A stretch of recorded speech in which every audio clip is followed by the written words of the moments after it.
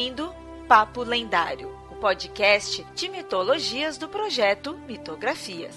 Quer conhecer sobre mitos, lendas, folclore e muito mais?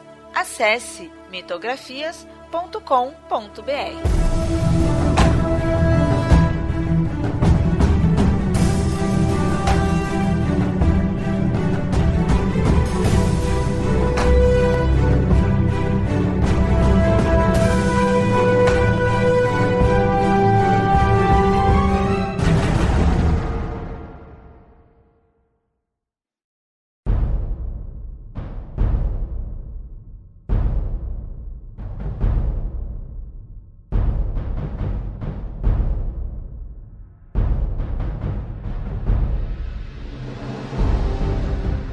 Muito bem, ouvintes, vamos falar hoje aqui no Papo Lendário de uma classe, um tipo, uma profissão, uma habilidade, uma característica de diversos deuses, uma forma de classificar alguns deuses que a gente encontra em toda e qualquer mitologia, então a gente vai fazer aquela coisa de falar de vários diferentes aí, várias mitologias, grega, sei lá quais tem aqui, várias aí. É que grega é o mais básico, principalmente pela divindade aí mais conhecida dessa classe, que, bom, vocês viram aí o título, viram no post, a gente vai falar de deuses artífices, ou então deuses ferreiros. Na verdade, a gente vai falar melhor aí como classificar aí esses deuses. Hoje estou com o Yamada, da equipe. Olá, vocês. E com a Nilda. Olá. Bom, a gente sempre nota os grandes feitos dos heróis, né, os semideuses e até dos deuses, né, nas narrativas, mas a gente nunca para pensar que entre esses grandes panteões divinos existem também aqueles que absorvem as funções de artífices e ferreiros. Aqueles que, mesmo nunca tendo participado de grandes épicos, estão sempre presentes ali nas narrativas. Algumas vezes, em alguns exemplos, a gente vai ter isso unindo, né, divindades importantes e com funções de artífices. Outras vezes são divindades mais reclusas ou pelo menos mais deixadas de lado por vários motivos. E até tem algumas relações de motivos históricos aí, mas mais pra frente a gente fala aí. Mas é interessante talvez a gente já ver essa questão. São deuses ferreiros, artífices, né? O que seria aí uma divindade artífice? Coisa interessante para até fazer um adendo é que o ser humano, como a gente conhece hoje, ele começou a avançar como civilização a partir do momento em que a gente começou a fazer trabalhos que durassem mais, que criássemos objetos que tivessem funções mais, como falam, mais complexas. A gente deixou de ser aquele ser primitivo que simplesmente pegava um pedaço de pau. Se ele tivesse uma parte mais pesada, a gente usava como porrete. Se ele tivesse uma parte mais afiada, a gente usava como lança. E a gente começou a fabricar essas funções. Provavelmente, acho que os primeiros materiais que a gente chegou a fabricar, que o ser humano começou a fabricar, foi com o objetivo de caça ou de trabalho com o material da caça ou da produção de alimentos. No momento que a gente deixa de utilizar esses materiais somente para utensílios gerais e começa até a cultuar um ponto, quer dizer, a fabricação dele, a existência dele pode ter sido origem de uma divindade ou origem do divino, é que tem esse ponto alto. E é engraçado que, se você pesquisa um pouco, no ponto que a gente começa a adorar esses seres artesãos, a gente também começa a ter a religião em si no ser humano. É interessante ver isso, mas não tem um ponto específico. Aqui a gente começou a adorar deuses artesãos, logo na sequência a gente teve religião. Não, foi meio que um paralelo e os dois acabaram se juntando. Como que se a gente tivesse conhecimento para criar algo, mas a origem desse conhecimento a gente já se perdesse. E aí, como a gente não tinha uma origem, a gente atribuiu a divindades. E é interessante que isso que não dá, vai para aquele reflexo que a gente acaba tendo dos panteões e das divindades, esse reflexo humano, onde a gente, fazendo ferramentas, a gente começa a criar, né, algo, a gente não está só puramente dependendo da natureza, e isso reflete nos deuses serem criadores. No geral, não só como deuses artífices, mas como criadores de tudo. que vão estar criando a natureza, o cosmos e tudo, né? Mas a gente vai ter os exemplos específicos de deuses que são mais nessa parte de habilidade mesmo. Então, às vezes, voltado pro fogo e pro metal, e aí normalmente são deuses ferreiros, né? Mas a gente pode ter de qualquer outro tipo, de qualquer forma de criação, né, em si. Muitas vezes até isso fica amplo, né? Você pode ver um deus ferreiro, o Hefesto, que a gente vai falar mais pra frente, que seria, acho que, o exemplo mais conhecido, né?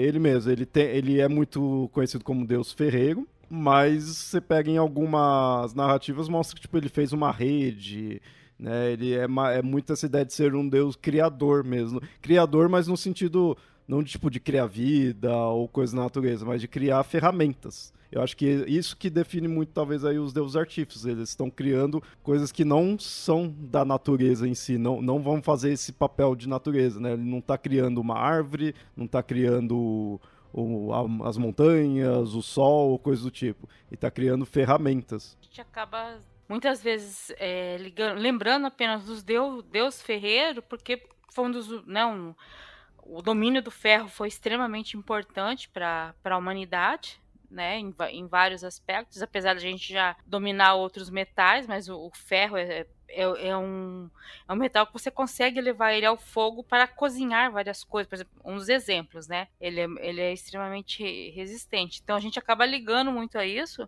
mas todas as outras habilidades, se você olhar, se não tem um deus específico que criou todas aquelas, tem a história de um deus que por algum motivo criou alguma habilidade que são essenciais à vida. Fiar, fazer tecidos, fazer potes de barro, o que seja. Tudo isso é considerado divino, porque realmente se você sabe fazer um pote de barro que vai durar gerações e você vai conseguir guardar a comida ali e a comida vai durar meses, isso veio de Deus, né? Porque a hora que você pensa como aquilo é maravilhoso, você acaba ligando a uma divindade, né? E aí o ferro, o cobre e tudo mais. Tem muito sentido a gente ter esses deuses e ligar isso a deuses, né? E aí, como eu falei, né, eu citei aí o Hefesto, essa parte do metal e do fogo é um exemplo mais claro quando você pensa assim, né, num deus artífice ou num deus ferreiro. Mas isso é interessante que isso se liga muito ao fogo, né? A gente tava falando aí que a questão de criação de utensílios, de ferramentas, não algo natural, mas acho que a parte mais assim natural, de certa forma, que se liga é com o fogo. E nisso a gente acaba tendo divindades relacionadas ao fogo. O fogo, quando você para analisar, ele é algo amplo, porque ele pode vir desde algo relacionado ao sol, algo relacionado às casas, às moradias, porque você tem que pensar que antigamente você precisava ter um fogo, né, para poder esquentar, né, na sua casa. Então a gente tem nesse caso, não que faça isso uma divindade relacionada a isso, necessariamente uma divindade de artífice. Por exemplo, a Hestia, ela não seria necessariamente uma deusa nessa profissão, digamos assim, mas ela é uma divindade do fogo.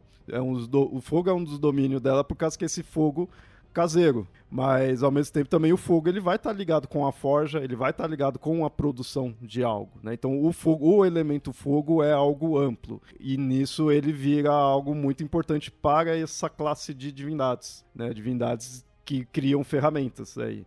Ferreiro é indispensável, né? Para isso. Então, nesse caso a gente tem Hestia como uma divindade do fogo e Hefesto também. Sendo que Hefesto, sim, é um exemplo de deus artífice, né? Um deus ferreiro. Então você vê deuses bem diferentes, mas os dois ligados com o elemento fogo, porque o fogo em si é algo amplo.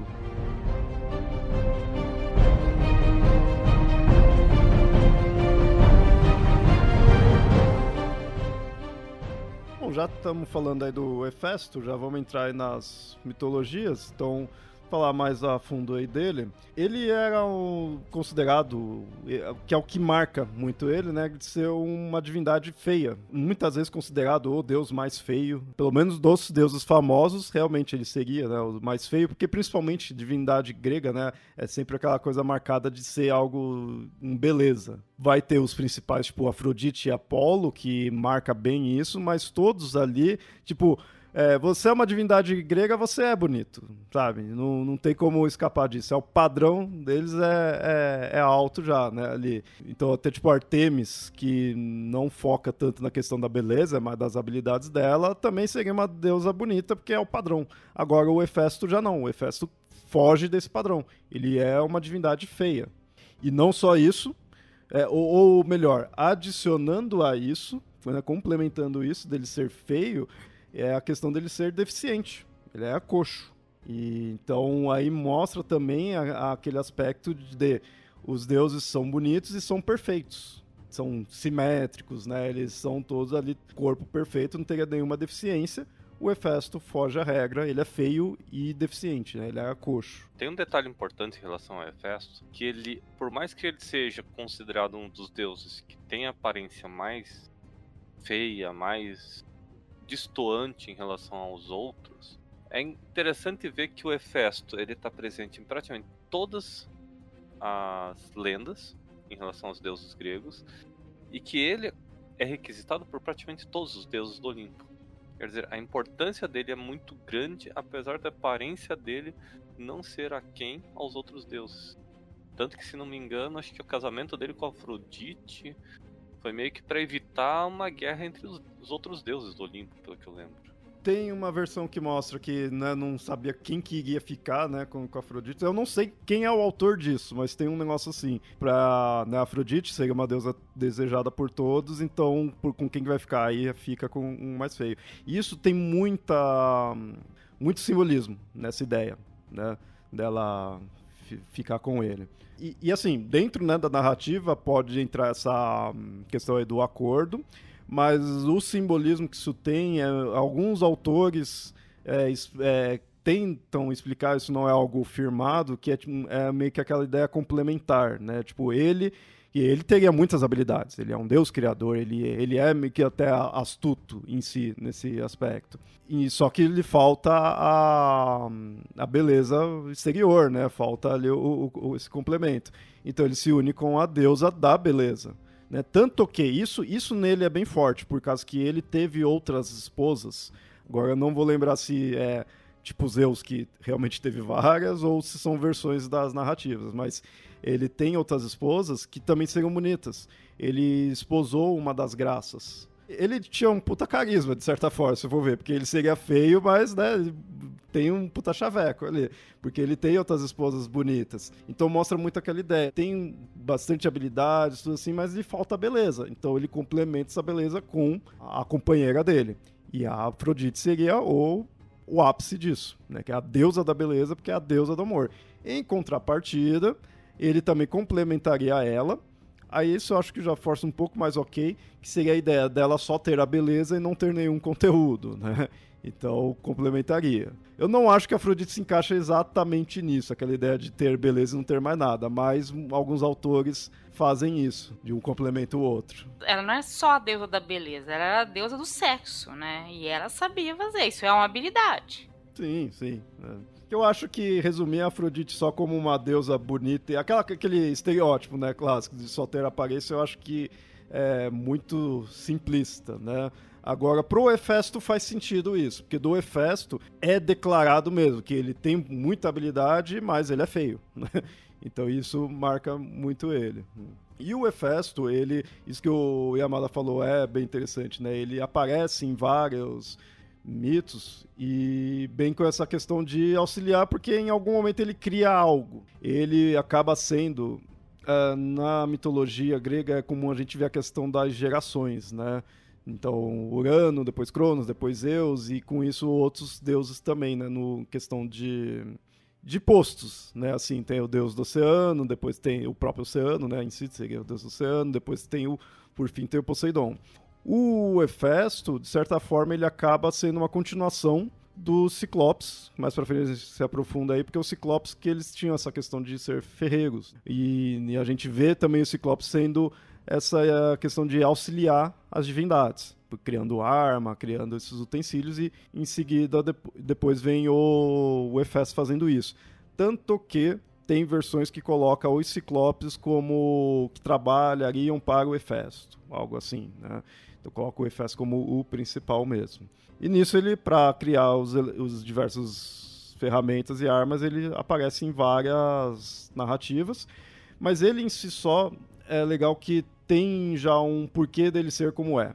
Porque ele é dito que ou ele nasceu feio, ou ele ficou feio, tem essas duas versões. Assim, ou ele nasceu feio e aí jogaram ele pra longe, e tem outras versões que mostram assim, que nasceu normal, ok? E nascendo, sendo filho de Zeus e Hera, e ele, em uma briga do casal, ele se pôs em defesa de Hera.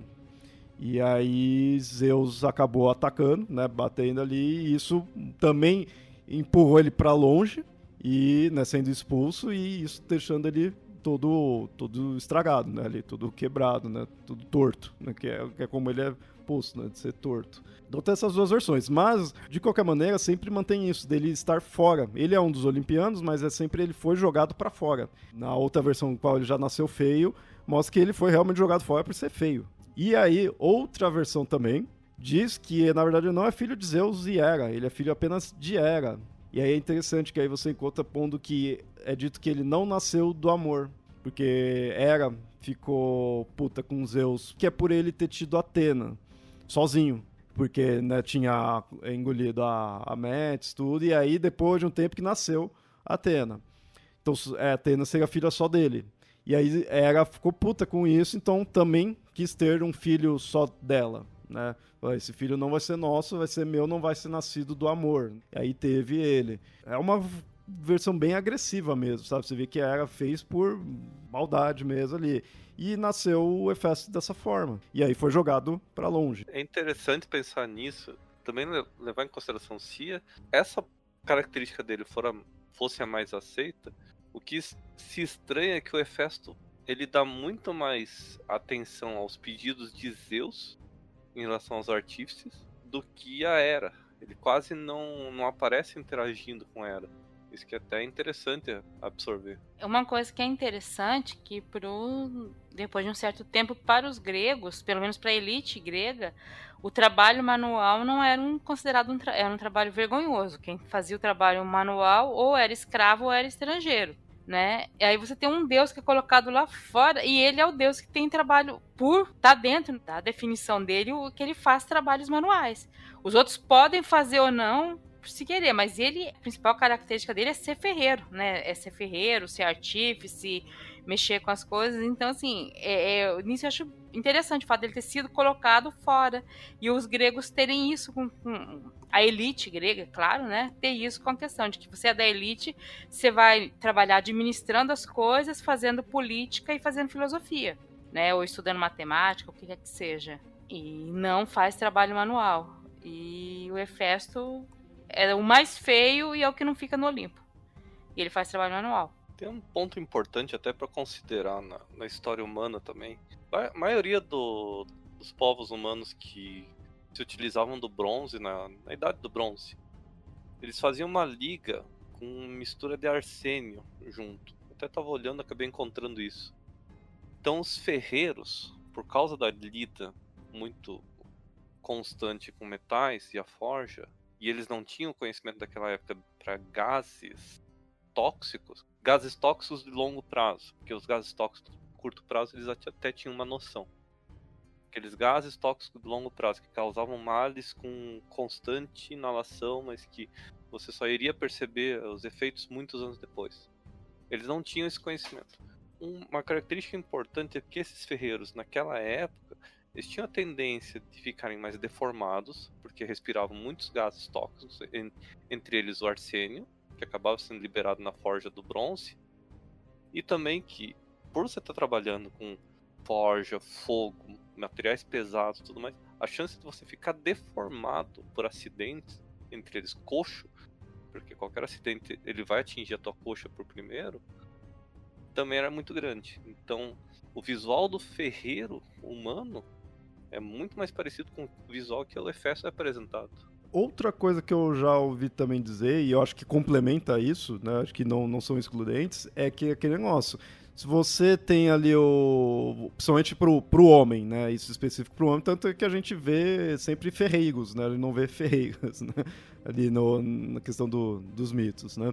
É que é aquele negócio, você é homem, teoricamente, cedo ou tarde você vai ter que entrar pro exército, você vai pra guerra, mas se você é coxo, se você tem alguma deficiência, então, às vezes não é útil, você não vai conseguir saber, não vai conseguir segurar muito bem a arma, coisas do tipo. Então, muitas vezes restava se você produzir as armas, né? Eu já ouvi também essa ideia, né? Só complementando, não só apenas uma pessoa com uma certa deficiência, ela não só não pode ir para a guerra, como dependendo do caso, ela não pode caçar também, né? Que é outra função extremamente importante. Você tem que fazer outra coisa. Tanto isso quanto o que o Yamada falou casa também com a apresentação de ferreiros em outras mitologias. Indo rapidamente ali para a nórdica, a gente tem os anões sendo ferreiros. Então a gente tem isso daí, a pessoa não é um corpo padrão da sociedade e ele se torna ferreiro, então. Né? Que aí, no caso, não é que eles eram deficientes em si, porque era uma raça específica. Mas mostra-se bem que eles não são formato padrão das divindades, nem de elfos, nem de humanos, né? Ali é algo específico e nesse sentido é o anão de fantasia medieval que a gente conhece, voltado a fazer ferramentas, né, e armas, e viver em grutas, né, sendo que isso de viver em grutas é muito coisa de ferreiros, porque o próprio Hefesto também tinha isso, que é o local, né, onde vai fazer a oficina dele. E aí nos nórdicos a gente tem aí os anões e com várias narrativas. Se você for parar para ver, os anões eles são o Hefesto ali nos nórdicos, no sentido de ser algo afastado. Eles não necessariamente eram, tipo, excluídos em si, mas é afastado, né? Como falei, não são humanos nem divindades, mas ainda assim estava a serviço dos deuses. Tem praticamente toda e qualquer joia ou ferramenta ou arma que a gente tem na mitologia nórdica vem dos anões ali forjando. Seja a lança de Odin, acho que até aquele anel dele é dos anões, é o anel que... E legal que, assim, não fazem só ferramentas comuns ou, tipo, ferramentas que são foda na função deles em si, são coisas mágicas. O anel que se transformava em vários, ou a arma mais famosa nórdica, que é o martelo do Thor. Foram os anões que fizeram. E é sempre a pedido dos deuses. E eu acho interessante, porque o pessoal fala os anões, né, dos nórdicos, mas se você pensar, quem trabalha com mineração, isso a gente sabe, se ela vai trabalhar desde pequeno com mineração, normalmente tem que ser uma pessoa menor mesmo, mais baixa, anã, ou até pela alimentação, pela coisa que acabam sendo pessoas menores, porque dependendo de onde você vai minerar, você tem que cavar atrás, né, da mineração, entrar em cavernas, entrar em minas, né? Pessoas muito grandes não servem para trabalhar nesse local. Você tem que ter pessoas menores mesmo. Então, mesmo que não sejam anões geneticamente, você tem isso que você precisa ser uma pessoa mais baixa. Mas às vezes não é nem uma coisa assim de ser anão mesmo, como a gente conhece. É apenas, para esse trabalho, é um tipo físico bem requisitado, né? Mesmo que não tenha deficiência física. Então, nesse caso aí, nesse exemplo dos nórdicos, a gente sai do quesito divindade, mas a gente mantém todo esse mesmo aspecto, né? Até agora, não estou lembrando de cabeça uma divindade nórdica ferreira. Não, porque nos nórdicos, a gente tinha falado agora, aí a questão do fogo, uma divindade do fogo dos nórdicos é o próprio Loki, para você ver como que o fogo é algo amplo, né? E ele não tem nada a questão de ferreiro, né, em si, ele não faz esse papel, né? Mas os anões, né, que fazem muito disso daí. Aproveitando que a gente está falando aí de anão e num sentido nórdico ou fantasia medieval, e vocês dois conhecem bem, no mundo do Tolkien, né, do Senhor dos Anéis ali na Terra-média, os anões também é muito esse aspecto mesmo. Sim, apesar de você ter elfos também extremamente habilidosos, que é o caso dos Noldor, né, e do Fëanor. Mas os que nascem para serem, né, praticamente da terra para serem ferreiros são os anões. São criados pelo Aule. É curioso a forma como ele cria os anões, que ele meio que tá com pressa para ver como é que é a criação dos filhos de Ilúvatar. Ele acaba criando algo que ele imaginava que seria parecido. Então ele não tinha noção nenhuma de como seriam. Tanto que, se não me engano, acho que nos primeiros escritos mostrava que as mulheres anãs também tinham barba. também tinham barba, porque ele não sabia a diferença entre homens e mulheres. Então, quando ele fez, não fez diferença. E aí, quando Eru descobriu, olhou aquela criação dele e repreendeu ao ler. Pegou um martelo e estava pronto a destruir a criação dele, só que Ilúvatar impediu, falando: não, você acabou de dar a chama eterna da vida para eles. Só que eles não vão acordar agora. Eles vão acordar quando for propício. E aí o Ilúvatar acabou levando os anões embora. A principal habilidade dele era de criar montanhas, criar metais, criar a terra.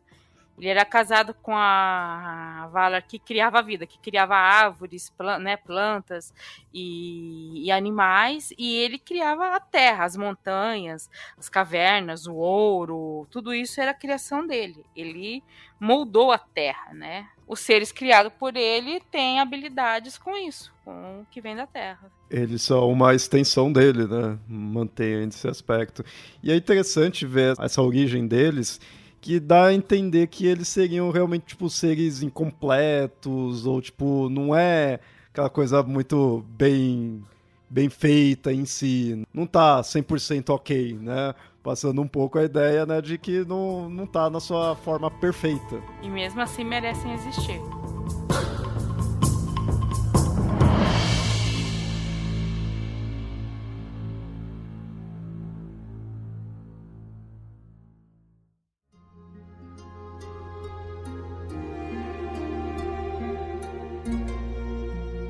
Bom, e aí a gente agora vai para os egípcios, que ainda não é muito comum ir para essas três mitologias, né? Apesar que mais para frente a gente vai falar aí de um bem importante na relação de metais. Mas agora nos egípcios a gente tem o Ptah, que é considerado o deus dos construtores. Isso eu achei bem interessante.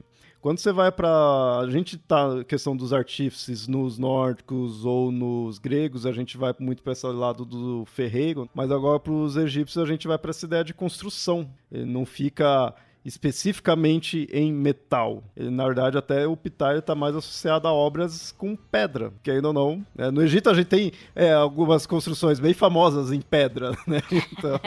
Mas aí é aquela coisa, a civilização egípcia, ela surgiu bem antes do domínio do ferro, né? Eu não sei se se tinha um domínio do cobre e do bronze, mas você tem na história egípcia, fala, se eu não me engano, os Hyksos foi um povo que dominou o Egito, porque quando eles chegaram lá, eles chegavam com o domínio do ferro que os egípcios não tinham. Os egípcios, eles usaram por quase toda a cultura deles mais antiga, que é daquele do Alto Egito, né?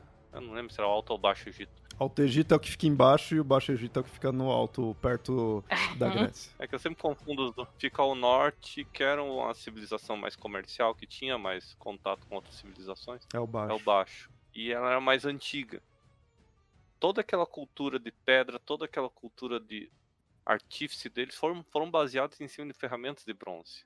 As ferramentas de bronze, elas se desgastavam a tal ponto que muitos artesãos levavam 5, 6 ferramentas idênticas, porque eles sabiam que durante todo aquele trabalho eles iam perder várias ferramentas. Que mole, né? O bronze ele tem uma dureza mais baixa, então para ele construir em cima do arenito, em cima do calcário, ele vai se desgastando mais que o do ferro. O ferro também se desgasta. Ele aguenta mais, mas ele também se desgasta. É só você olhar ponteiras de gente que trabalha com cantaria. Cantaria, para quem não sabe, é a técnica que é usada até hoje para fazer aqueles paralelepípedos de calçada, que usam a mesma técnica de corte que se usa há milhares de anos. Para quem já viu um vídeo de gente que construi cantaria e vai comparar com técnicas que arqueólogos descobrem em culturas mais antigas, vão ver que são muito parecidas. Ainda usam os mesmos procedimentos, ferramentas muito parecidas. É porque o básico para você trabalhar com pedra é você saber em qual ângulo você tem que bater para ela quebrar do jeito que você quer, né? Então você tem que conhecer pedra a pedra, qual pedra que você bate de que jeito para ela cortar do jeito que você quer. E esse é um conhecimento muito antigo da humanidade. Os Os incas construíram no Peru, em toda a Cordilheira dos Andes, eles não tinham ferro, mas eles conheciam pedra e sabiam aonde cortar, sabe, aonde ali eles tinham que bater para construir a pedra, para poder fazer os blocos para construir. Isso você tem que observar. Isso é observação, tentativa e erro. A hora que você achou o jeito certo, você vai. E aí só vai passando o conhecimento para frente. Então, como os egípcios, eles tinham toda a tecnologia deles baseada no bronze, quando culturas que eram baseadas no ferro, que eram raras, mas existiam, o ferro ele era um metal mais difícil de ser trabalhado, então ele era mais caro de se produzir e tudo mais. Começaram a invadir os egípcios, eram armas de ferro, flechas, lanças, espadas, que conseguiam transpassar o bronze com muita facilidade. Mas como eram armas mais caras, eles não tinham uma quantidade grande para formarem exércitos que conseguiam suplantar os egípcios.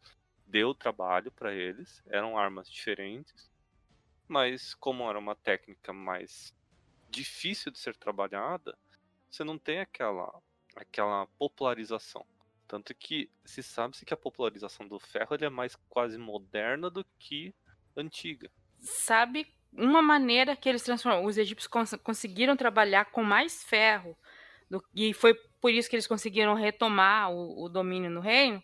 Quando esse conhecimento chegou ao sul, mais perto da nascente do Nilo, chegou o conhecimento do ferro, e os povos ali dos reinos de Aksum e outros reinos que tinham ali ao sul viram, pô, mas esse metal tem aqui. Você tem na África, né? Assim, na África subsaariana, algumas minas de ferro, e aí eles conseguiram fazer. Mesmo assim, o ouro era mais abundante que o ferro, mas quando chegou a metalurgia do ferro na África subsaariana, ela foi bem difundida porque você tinha mais metal de ferro ali do que você tinha no norte da África, porque você tinha mais areia do que mineração. Tanto que quando os egípcios eles retomam o reino dos Ixos, né? O pessoal fala, os Ixos eram mais claros, aí retornou os faraós mais negros ou morenos. Então, essa questão até da cor. Bom, e aqui para fechar então sobre essa divindade, o Ptah, que é o nome mais conhecido dele, também tem outros nomes, que é como Tatenem, Tanem, ou Ptah, todos os nomes dele. E ele é considerado criador e o patrono de Mênfis, né, uma das cidades ali do Egito. Aí também tem a questão de juntar ele com outras divindades, com uma outra que também seria um deus construtor, né, ali, que é o Seker, né, até aquela bagunça clássica aí dos egípcios. Tanto que é dito também que ele seria o criador de Ra, que normalmente você vê como uma divindade suprema, entre aspas, ali, ou divindade criadora, tudo, você tem, às vezes, colocando Ptah como criador, né, de Ra. Eu não duvido, não sei agora, não parei para pesquisar, mas não duvido de vir de Mênfis, já que Mênfis era o local onde ele era o patrono, né, então coloca ele mais acima, né, nesse local. Foi casado com a Sekhmet. Sekhmet é a deusa leoa. Por ser a Sekhmet que está relacionada com Bastet, então às vezes altera qual versão, né? Qual esposa é dele, se é a Bastet ou a Sekhmet, porque às vezes é a mesma. Então tem essas misturas.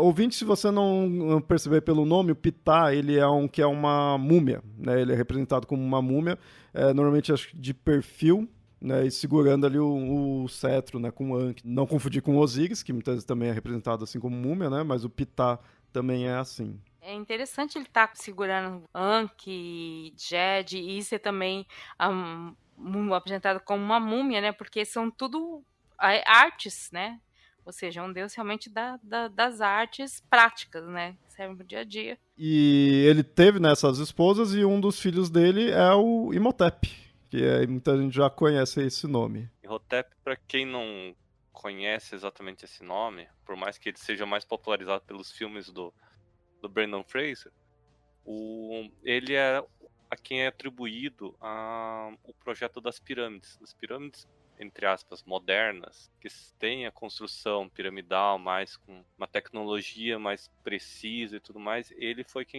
um dos primeiros que idealizou e popularizou o uso das pirâmides. Pirâmide de Saqqara. Para quem não sabe qual que é a pirâmide de Saqqara, é uma pirâmide que tem 6 degraus, assim. Ela é em degraus, gigante. Acho que tem mais 60 metros. E ela tá de pé até hoje.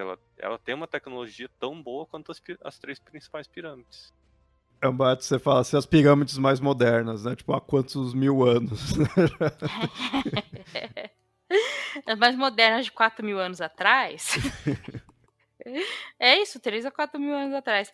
Não, depois ele acabou virando também, ele é ligado à medicina, né? Aí você fez as pirâmides, se virou Deus, vai virar Deus da medicina também, para ficar bem contemplado aí entre os deuses. Nisso daí você vê, é um deus ferreiro, um artífice, um deus construtor, então mostra que são seres, né, são divindades que têm habilidades, né, tem várias habilidades, então é isso que acho que é o que torna todos eles em comum, serem seres que têm várias habilidades. Por exemplo, até você vê na mitologia hindu, o Varuna, né, ele é um deus arquiteto e ferreiro, e aí ele tinha um conhecimento infinito, ele arquitetou muitas coisas ali da natureza em si.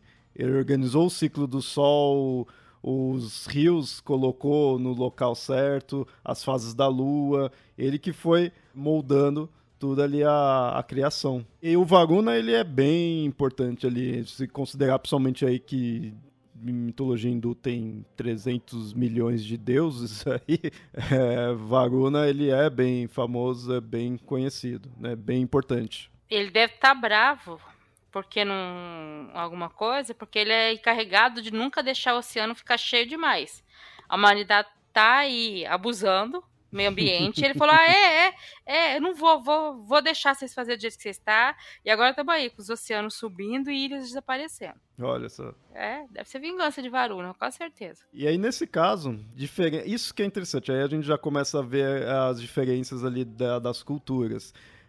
O Hefesto, por mais que ele apareça em diversas narrativas, é um deus deixado de lado, digamos assim, né? Ele trabalha para os deuses, assim. O Varuna não, o Varuna já tem importância mesmo, ele se tornou o rei dos deuses. Isso, claro, se você for pegar uma tradição. Ele que cuidava do destino dos homens, né? Era a questão de ser o principal. E aí, numa das narrativas do Varuna, é dito que houve-se um monstro que desafiou os deuses. Então você vai encontrar como demônios hindus, né, que é comum isso, mas são a raça que sempre desafia ali os deuses, né, os antagonistas. Me fugiu agora o nome da raça em si.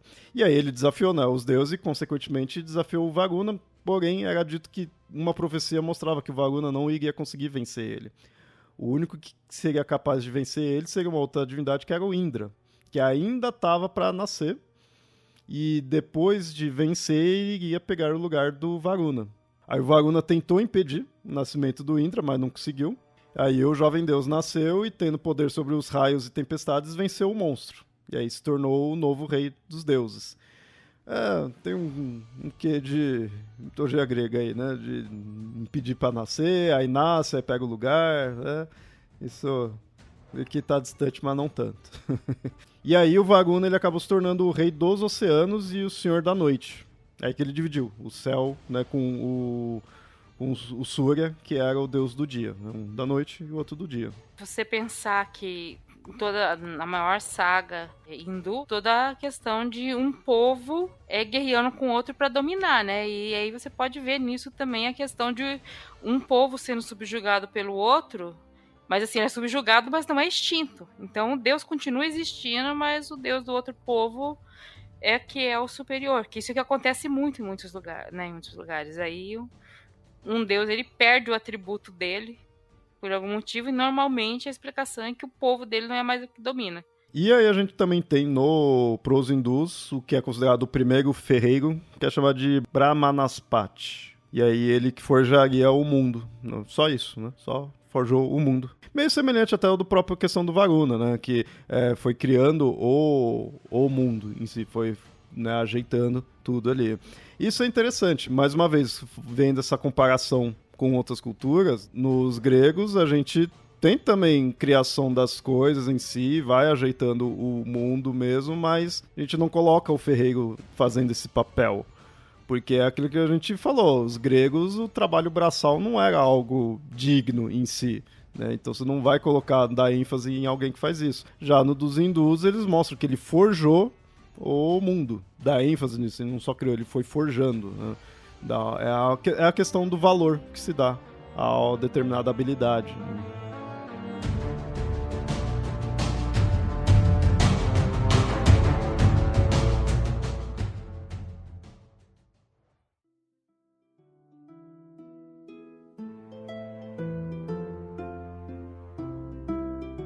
Mudando agora de mitologia, a gente vai para os celtas, e aí a gente tem o deus céltico do martelo. A gente chama ele assim, né, ou deus do martelo, porque ele não tem um nome registrado. No caso, ele é um deus gaulês, e tem algumas imagens deles, mas não tem o nome em si, dizendo quem que seria. A gente sabe que termina em Ix, né? Porque é gaulês, o nome deve terminar em Ix. Mas fora isso... E a aparência dele, né, um homem de barba, só que aí não é algo assustador nem nada, ali não seria necessariamente feio em si, mas ele carrega um martelo. Também é uma, né, ferramenta básica de ferreiros. Principalmente a parte do nome dele ter se perdido era uma característica interessante em relação aos celtas em si, que eles não tinham o costume, apesar de que alguns faziam, mas não era padrão, de fazerem registros escritos.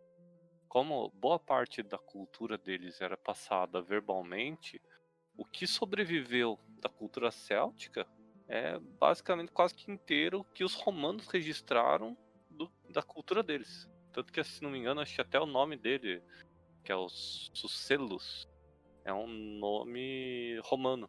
Nome do deus martelo, pelo qual era conhecido pelos romanos. Ou seja, ele teria só, tipo, epitetos, assim, né? Teriam formas de chamar ele, mas não saberia realmente quem é. Eles acabam fazendo uma identificação com algumas outras divindades, como o Dagda, que é uma divindade já celta também bem conhecida, né? Mas, pelo menos, tem-se os registros dele, né? A imagem, iconografia, tudo. Né? Engraçado que aquele martelo que ele carrega, que é chamado de malho, ele... Por mais que você olhe e pense que ele é um martelo de guerra, que ele é um martelo mais alto, pelo que dá pra ver, né? Ele tem um cabo mais comprido, mas ele não era feito exatamente para utilização na guerra, mas sim na própria forja. Deixa eu ver. Os japoneses usavam muito um martelo parecido, que ele facilitava o golpe e a forja, porque ele afastava o ferreiro do calor intenso. Ele era um pouquinho mais comprido, dava uma distância melhor pro ferreiro e não dava tanto problema na hora da forja. O malho é um tipo de martelo, né, grande até hoje, utilizado para trabalho pesado. Sei lá, você precisa fundar madeira num solo, né? Você usa às vezes malho ou coisas desse tipo para o trabalho bem pesado, mesmo que não seja na forja.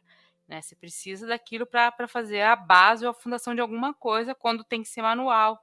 Ou indo para uma outra mitologia, a gente vai agora para os maias, onde a gente tem o Huracan, que é um dos 3 principais deuses, né, da mitologia maia, então aí, mais uma vez, indo para um que dá bastante ênfase nessa divindade, mas aí ele não era só um deus ferreiro, assim, ele era considerado o deus dos ventos, das tempestades e do fogo. E aí, com isso, ele estava relacionado à construção e destruição, né, vindo da natureza, né. E ele, querendo ou não, são elementos aí destrutivos. O próprio vento, tempestade, e isso dá para você se relacionar com fogo. Com isso, era um deus poderoso e bem temido. Não à toa deu origem ao nome, né, Furacão. Inclusive naquele filme 1492 é muito interessante, porque conta que na segunda viagem de Colombo, se eu não me engano, de repente os indígenas, né, da ilha de São Domingos começam a fugir, eles olham o céu, começam a fugir, eles não entendem o que está acontecendo, aí chega um furacão ali e os espanhóis se ferram todos. Né? Não morrem todos, mas assim, eles passam um perrengue que eles não estavam acostumados a saber que estava chegando pra ver. E aí, quando perguntava o que era aquilo, é Huracan. É interessante que o Huracan ele é associado ao grande dilúvio dos maias. Ele estava insatisfeito, na verdade, ele foi mais específico, né? Na lenda maia, o grande dilúvio matou todos os humanos, sem deixar nenhum ser vivo. E a criação foi refeita do zero. Basicamente porque o Huracan ficou insatisfeito com a primeira criação. Ele era já mais, como fala assim, ele já era mais conciso, né? Ele deu um formato um formato C2 pontos mais decente. Começou do zero, não manteve. Não manteve Nada. backup. Formatou tudo zero. É por isso que ele não é só da destruição, né? Ele é da destruição e da construção também, né? Aí a gente só lembra dele por causa do nome Furacão, mas ele também era da construção e da reconstrução, né? Ele foi quem repassou o conhecimento do corte das pedras pros maias. Quando refez a criação, ele ensinou o povo, ó, vocês vão ter que construir desse jeito. Então, eu ensino as formas como vocês devem utilizar para construir. Então, os templos e tudo mais eram construídos baseados no ensinamento deles.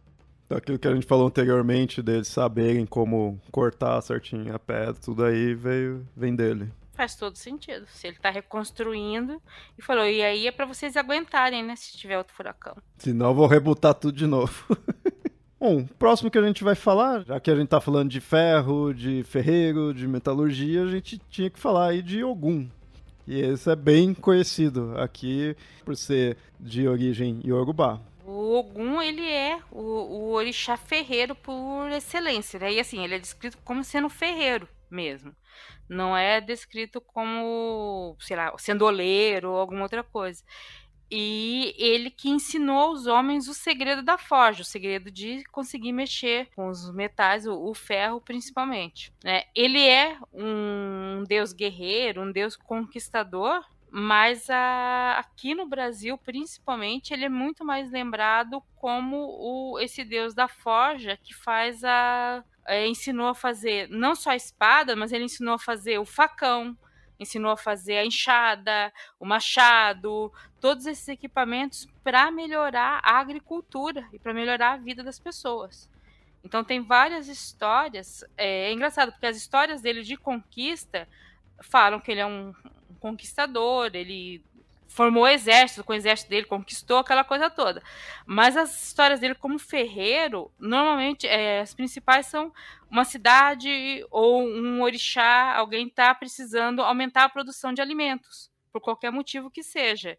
E aí acabam indo conversar com Ogum e Ogum ensina eles a fazerem alguma ferramenta. Numa das primeiras histórias, Ogum vai com o facão dele de ferro. Os outros orixás tentam cortar com os facões que eles tinham de cobre e tudo mais. E quando ele chega com o facão dele de ferro, ele limpa um terreno enorme que permitiu plantar mais alimentos. E aí ele ensina a usar o ferro. Em outras histórias, tem reis de cidades precisando aumentar a produção de alimentos. Eles fazem oferenda a Ogum, ou chamam Ogum até a sua cidade, e ele ensina, né, ele faz as outras ferramentas que tem para fazer. Então ele é considerado um orixá realmente ferreiro, e ferreiro que faz as coisas para melhorar a vida das pessoas. Não é apenas o ferro utilizado para guerra ou para resolver rixas entre pessoas, é para melhorar a vida das pessoas. E eu achei interessante que essa questão de ensinar, né, ele tá ali não só criando, ele não é só a questão de criar, né, uma ferramenta, mas ele é muito a questão da habilidade mesmo, né? Ele não só estalou o dedo e criou ali as ferramentas, não, ele forjou a ferramenta e ensinou a humanidade, né, a usar, e também não é aquela coisa assim, ele fez a agricultura, não é isso, né? Ele fez a ferramenta para as pessoas utilizarem melhor. Então ele é bem a ideia de ter melhorado. Isso é uma coisa muito interessante, né? Você tem no Candomblé e na Umbanda que sempre tem um complementando o outro. Então, de repente, ele casa com uma época ele casa com Yansan, porque Yansan Oya, ela é a orixá dos ventos, então ela ajuda a aumentar o fogo da forja com os ventos dela, né? Tem isso. Aí ele vai com outro orixá e ensina a abrir o mato para você plantar e ter mais inhame, ter mais outras coisas. Aí aquele orixá mais ligado à agricultura fica grato a ele por causa disso. Então você tem todas as histórias com isso. Então isso é muito interessante, eu lendo sobre Candomblé, escutando, os orixás eles têm muito isso. Eles também têm brigas entre eles, mas eles têm muito também essa da cooperação, né? Um orixá ligado ao outro. Com isso. Tanto que dificilmente você tem uma festa para um orixá, você tem uma festa para aquele orixá, mas às vezes você faz uma oferenda para os orixás que são mais próximos a ele, ou naquela festa que é mais chegada e tal. É bem interessante. E Ogum, ele é muito isso. Ele é conquistador, mas mais do que isso, principalmente as histórias que ficam no Brasil, é a história de ensinar como fazer para não passar fome. Que tem, né, se você pensar como que os africanos chegaram ao Brasil, foram trazidos para cá, você cultuar um orixá que não te deixa passar fome é muito, muito forte.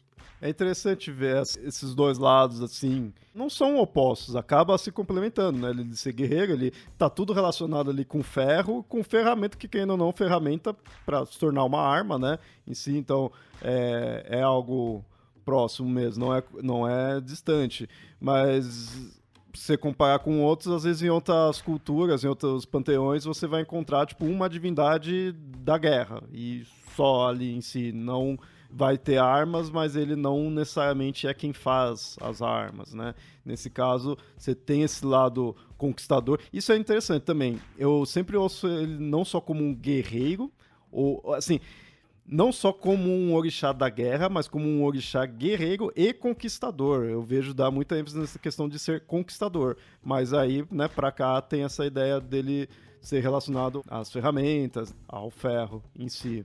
Então, ele conquista várias cidades e aparentemente, conforme foi conquistando, ele vai levando conhecimento também. E nas histórias dele, ele conquista cidades, mas ele só, na verdade, no final, ele não fica como rei de nenhuma cidade, né? Ele vai levando, meio que passando aquele furacão, levando conhecimento, levando as coisas dele. Ele é muito briguento, ele é meio difícil de domar, mas quando ele pega, não, você me agradou, ele ensina tudo. Em geral, eu vejo ele é um orixá bem famoso, assim, bem importante, né? Eu vejo dar-se muita ênfase a ele. Então, ouvinte, como a gente sabe que questões de origem africana tem muitas variedades, principalmente, né, vindo aqui para o Brasil. Se você conhecer alguma característica mais específica e mais diferente aí relacionada ao Ogum, fala aí, né? Porque a gente sabe como quando vem para cá foi mudando algumas coisas, foi crescendo, né? Foi ampliando mais. Fica à vontade aí de falar também. Você é, né, da religião. Todas as vezes que ele nunca se tira esse lado conquistador e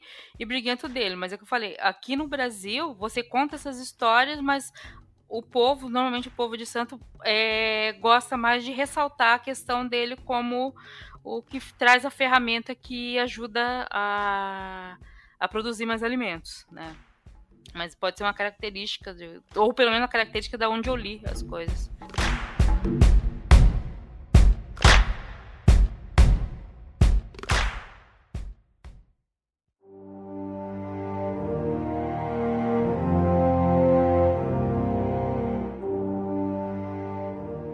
E assim, ouvinte, a gente falou aí aqui de algumas divindades, mas essa é uma classe de divindade que é extensa, é muito, muito extensa, pelas características que a gente falou aí no início, por estar muito relacionado com o fogo. Se você for pesquisar alguma lista de deuses ferreiros ou deuses artífices, só de deuses ferreiros, né, que aí vai ser mais focado nessa parte de metalurgia, já tem muito, né, já tem bastante mesmo. E muitas vezes você vai encontrar também que determinada divindade é também uma divindade do fogo, né, isso vai ser bem comum. Porque assim, é uma coisa que eu sempre defendo, né, você não pode pegar os panteões e colocar como se fosse panteão de RPG, né?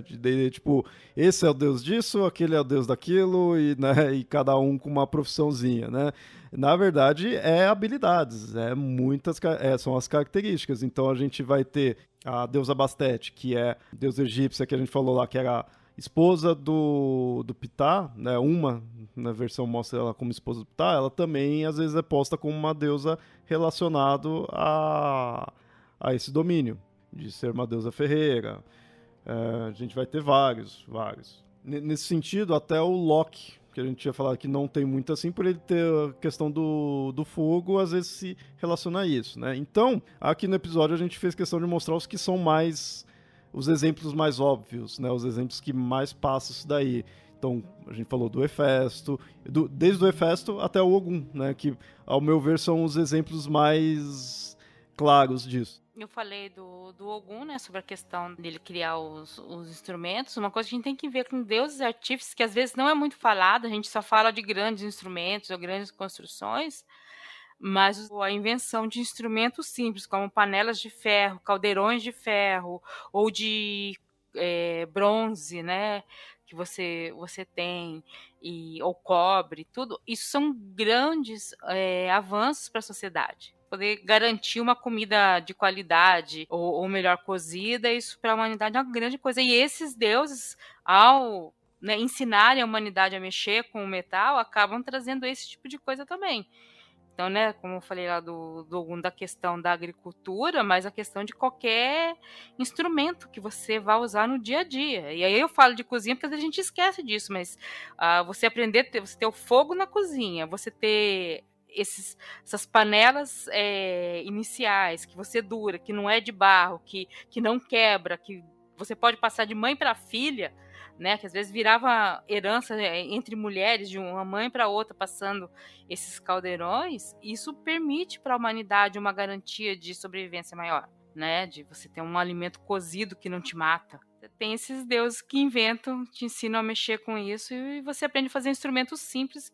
Bom, a gente falou aí de deuses com essas funções, né, de mexer nos metais, mas os próprios metais em si são já importantes. Quando a gente volta-se para o elemento em si, né, os metais e não só as divindades, a gente já vai para um lado até mais da própria alquimia. A alquimia é voltado muito para isso, mexer com as propriedades ali dos elementos, então procura a criação, produzir ouro, né? Então, cada elemento, cada metal já tem seu simbolismo. Ouro, né, bem já conhecido aí, e muito voltado e muito o foco da alquimia. Mas ele está muito relacionado com a questão além daquela imagem clássica de riqueza, assim, tudo, mas ele está muito relacionado ao sol. É engraçado até pensar em relação ao ouro como um metal solar, é que tanto a parte dos gregos utilizavam ele como uma evocação do sol, como as culturas pré-colombianas, americanas, também se utilizavam do ouro como um metal representante da coroa solar, mesmo elas estando distantes um oceano. As características de um foram combinadas com outras, mas não porque elas tiveram uma comunicação em si. É interessante ver É esse bom ponto. deixar isso claro. Não estamos evocando alienígenas do passado aqui. E aí isso traz todo esse simbolismo do ouro, de questão de realeza, de grandiosidade, nobreza, o sol, iluminação, né? Isso tudo você traz o ouro e o dourado, né? A própria cor ali dourada vai trazer essa imagem. Só o ouro em si, só esse aspecto já renderia aí um episódio, já daria para se aprofundar ele, e por si só tem esse aspecto importante em toda a história, né, da humanidade, até hoje, né, até hoje o ouro tem isso daí. Não é por nada que, né, primeiro lugar sempre é o ouro que você ganha. Levando em consideração Jesus, quando foi visitado pelos 3 reis magos, um deles entregou ouro. É que sempre quando a gente vê essa parte da história de Jesus, a gente sempre lembra do ouro como a importância, mas a gente não levava em consideração que naquela época os outros 2 presentes também tinham um grande valor. Mirra e incenso representavam presentes dos outros reis magos e eram presentes caros para a época. Por mais que você assista na vida de Brian, que a mãe do Brian só aceitou o ouro, né? Não aceitou os outros. Atualmente fica uma piada pronta isso daí, né? Porque é o único que, tipo, você veria algum valor, né, assim, aos olhos atuais, né? Parece muito aquela coisa também, tipo, o cara não sabia o que dar de presente, né, e dá dinheiro, né, então leva o ouro, né? O ouro tem todo esse simbolismo dourado, mas entre os chineses, o dourado, né, o amarelo dourado não é exatamente o mais importante, seria o branco e o prateado, né? Os chineses, eles consideram a lua uma divindade muito mais importante que o sol.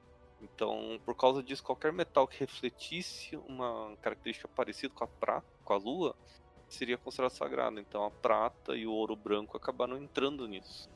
Isso é interessante, que aí a gente vê o ouro, independente da importância, muito mais relacionado com o sol, enquanto a prata se relaciona com a lua. E a gente faz essa relação. Sol, Lua se relacionam, né? Na mitologia grega, a Apolo e Artemis, né? Irmãos, tudo. Então a gente, prata e ouro seria algo que estaria andando junto nesse sentido, né? No sentido de simbolismo. É interessante ver que até Tolkien se aproveitou disso. Enquanto o dourado ele representava o sol, o prateado ele representava a lua. Então ele colocou isso dentro da mitologia, com as lâmpadas, depois com as árvores, e depois com o sol e a lua.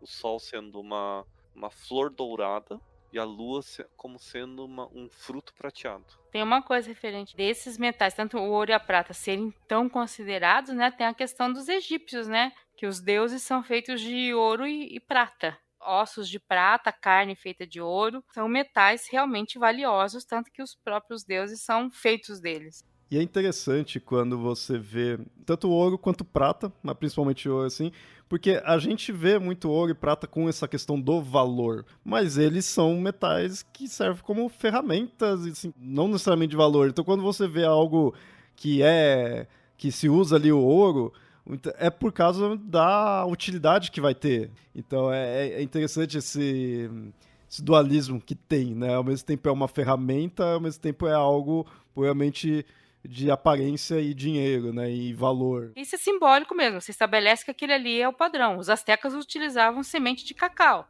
né? Você estabelece alguma coisa como a moeda, né? E isso é muito simbólico, isso é muito um símbolo que você tem.